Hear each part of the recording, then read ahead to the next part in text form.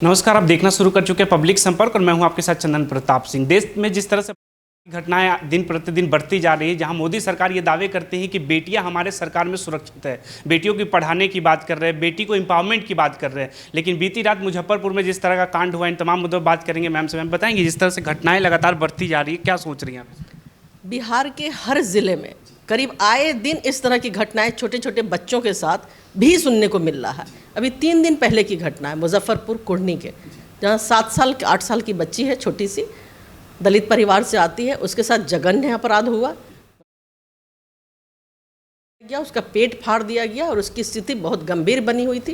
वो Shri Krishna medical college Muzaffarpur में admit थी 2 दिनों तक। हमारे जिलाध्यक्ष वहाँ पे जाकर के उन्होंने देखा और वहाँ प्रशासन से उन्होंने रिक्वेस्ट किया कि उसे रेफ़र कर दिया जाए एम्स वगैरह के लिए, लेकिन वो लोग नहीं सुने। तो फिर मुझे जाना पड़ा। हम गए, परसों रात में हम गए थे, करीब 10 बजे रात में हम हॉस्पिटल पहुँचे हैं। उस बच्ची को देखने के बाद मतलब मेरा दिमाग सुन्न हो गया कि उसकी ऐसी स्थिति बनी हुई थी कि उस पर आदमी क्या बोले।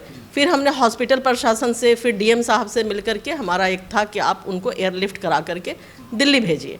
दिल्ली नहीं भेज सकते हैं तो कम से कम पटना एम्स भेजिए।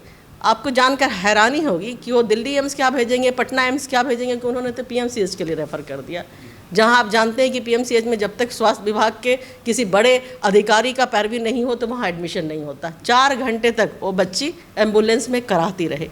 लोगों ने उनको कभी इमरजेंसी वार्ड से हथुआ वार्ड से टाटा वार्ड, फिर हम मुझे चूँकि हम संपर्क में लगातार बने हुए थे परिजन से, फिर हम सब, हमारे प्रदेश अध्यक्ष जी राजेश राम जी, राजेश राठौड़ जी जो मीडिया चेयरमैन हैं, अमिता भूषण जी, प्रतिमा जी विधायक, और हम सब हज़ारों कार्यकर्ता के साथ वहाँ पे गए हैं। हम लोगों को भी 2 घंटे संघर्ष करना पड़ा, तब कहीं जा कर के उसको एडमिशन मिला गायनी विभाग में। स्वास्थ्य व्यवस्था लगती पूरी तरह से लचर है, खत्म है, कुछ है ही नहीं। अगर उसको समय पे सही स्वास्थ्य सुविधा मिली होती, शायद वो बच्ची आज हमारे बीच होती।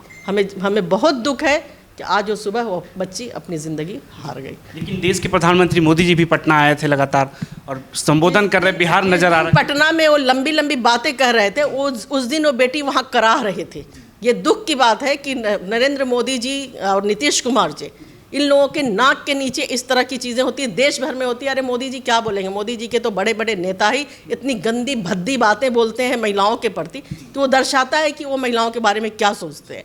तो अब इस बारे में तो बात करने में भी शर्म आती है कि उनके विधायक, उनके एमपी, उनके मंत्री तक क्या कार्रवाई करती है भाजपा किसी पे। भाजपा हर जगह पोस्टर लगाए, महिला सशक्तिकरण की बात करे, बेटियों की पढ़ाने की बात करे।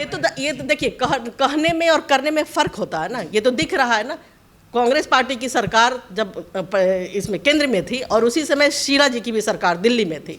आप सबको याद होगा कि निर्भया घटना हुई थी। हमने क्या किया, राजनीति नहीं किया।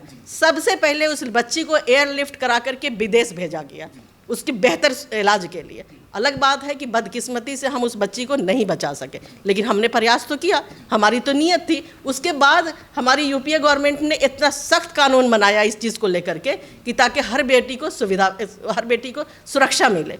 लेकिन जैसे ही मोदी की सरकार आई है, बेटियों का क्या हाल है हमें बताने की ज़रूरत नहीं, ये दिल्ली का आंकड़ा बता रहा है। आप सरकारी आंकड़े में भी जाएंगे तो आपको पता चलेगा कि लड़कियों के साथ, महिलाओं के साथ, बच्चियों के साथ क्या घटनाएं, दुर्घटना हो रही है। अब बिहार का तो नहीं नजर आता मैम, इस पर ठोस कानून बनाने की जरूरत, जिस तरह से कोलकाता में हुए, बिहार में भी आए दिन होते रहते हैं। बिल्कुल, बिहार में आए दिन होते रहते हैं। हम लोग अभी हम लोग इसको छोड़ेंगे नहीं। पूरी महिला कांग्रेस, पूरा कांग्रेस पार्टी आज सड़क पे है। आज सड़क पे आप मालूम कर लीजिएगा, हर ज़िला में हम प्रदर्शन कर रहे हैं। जब तक सरकार जाग नहीं जाएगी, जब तक इस तरह का अपराध रुकेगा नहीं, जब तक स्वास्थ्य सुविधा बेहतर नहीं होगी, कांग्रेस पार्टी का संघर्ष जारी। व्यवस्था कैसी लग रही, क्योंकि मंगल पांडे लगातार दावे कर रहे हैं कि बेहतरीन चला रहे हैं बिहार। जो कल आज चली गई ना, आज एक बच्ची मतलब कि एक स्वास्थ्य सुविधा के अभाव में वो बच्ची चली गई। शायद उसको बचाया जा सकता था अगर उसको समय पे इमरजेंसी में और आईसीयू में या ज़रूरी जो भी मेडिकल सुविधा होती है अगर उसको दी गई होती तो शायद वो बच्ची आज जिंदा हो। लेकिन देखिए, ये तो एक मामला है। जो आज हम लोग के नज़र में है और हम लोग उसको बहुत करीब से देख रहे हैं। हालांकि ऐसे रोज़ दिन देखते हैं, लेकिन इससे थोड़ा सा था कि बच्चे का मामला था, हम लोग देखे, लेकिन ये डेली आप अगर दिखाएंगे तो पीएमसीएच में रोज़ मारपीट या इस तरह की घटनाएं आती हैं। क्योंकि जो परिजन होते हैं वो परिजन परेशान होते हैं, उन्हें लगता है कि जल्दी से जल्दी मेरी इलाज शुरू हो जाए, और यहाँ डॉक्टर या वहाँ का जो प्रशासन है उसको कोई कान पे जूं ही नहीं रेंगता, क्योंकि उनके लिए परवाही नहीं, उनके लिए सिर्फ वो एक नंबर होता है, लेकिन परिजन के लिए वो उसका सब कुछ होता है। कई परिजन ये भी कहते हैं कि जिस तरह के स्वास्थ्य व्यवस्था है पीएमसीएच में, आईजीएमएस में, पूरी तरह से धांधली होती है, पूरी गैंग बैठी हुई है सरकार की, किसका इलाज होगा किसका नहीं होगा वो तय करे। बिल्कुल बिल्कुल एकदम सही बात है कि किसका इलाज होगा किसका नहीं होगा ये वो गैंग तय करती है। गरीबों का कोई सुनने वाला नहीं है, लेकिन कांग्रेस पार्टी गरीबों के साथ है, हम लोग गरीबों के साथ, आज हम वही लड़ाई लड़ रहे हैं। आखिरी सवाल ये होगा, नीतीश कुमार जो कहते हैं कि 5 से पहले अपराध बहुत होता था लड़कियों पे, महिलाओं पे, बेटियों पे, आज की सरकार बहुत सशक्त है इस मामले में, तो आपको हकीकत लगता है ऐसा कुछ? नीतीश कुमार जी डरा रहे हैं महिलाओं को, पीछे 15 साल 20 साल से वो डरा करके वोट लिए हैं कि अगर हम नहीं होंगे तो जंगल राज था, लेकिन आज ये स्थिति है कि महाजंगल राज है। और जिस माँ, जिस बहन, जिस बेटी के साथ इस तरह की घटनाएं हो रही है ना, आने वाले इलेक्शन में वो सवाल करेंगे और उसका जवाब देंगे अपने वोट की असर लगता है चुनाव पे होगा?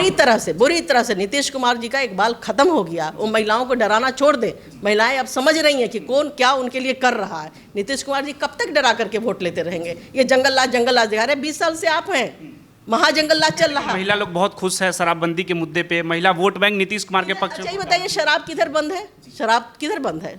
शराब तो यही तर्क देते हैं। नीतीश कुमार जी के तर्क देने से क्या होगा? आप नहीं जानते हैं कि शराब होम डिलीवरी है, शराब हर जगह मौजूद है, और जहाँ शराब नहीं है वहाँ ड्राई नशा है।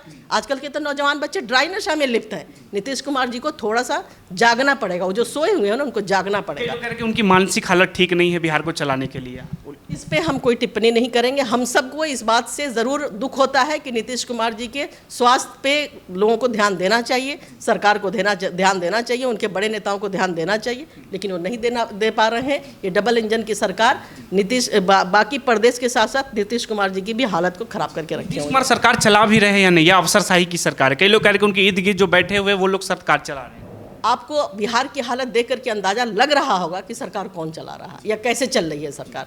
सरकार चल ही नहीं रही है, चाहे आप किसी भी विभाग में चले जाइए, सरकार की वही हालत की आएगी सरकार तो ये सब समस्याएं दूर हो जाएंगी। बिल्कुल दूर हो जाएगी। आप देख लीजिए, हमारा तो रिकॉर्ड है, ट्रैक रिकॉर्ड है, जो हम कहते हैं वो करते हैं। कर्नाटका देख लीजिए, तेलंगाना देख लीजिए, बगल में आप यहाँ झारखंड देख लीजिए, कि कांग्रेस पार्टी या कांग्रेस पार्टी समर्थित सरकार जहाँ जहाँ है वहाँ महिलाओं को, बेटियों को किस तरह की सुविधा दी जा रही है। हम तो बिहार में आर्थिक सशक्तिकरण की बात कर रहे हैं, कि आर्थिक सशक्तिकरण की बात कर रहे हैं कि अगर महागठबंधन की सरकार आएगी तो हम 2500 रुपया महीना हर घर में महिलाओं को देंगे, ताकि वो अपना बेहतर इलाज भी कर सकें और उनकी आर्थिक सशक्तिकरण भी हो। तो आप महिला सशक्तिकरण को लेकर, महिला अपराध को लेकर आप क्या सोचते हैं? आप अपनी राय में ज़रूर बताइए कि इस पर देश में ठोस कानून बनने की ज़रूरत है। धन्यवाद।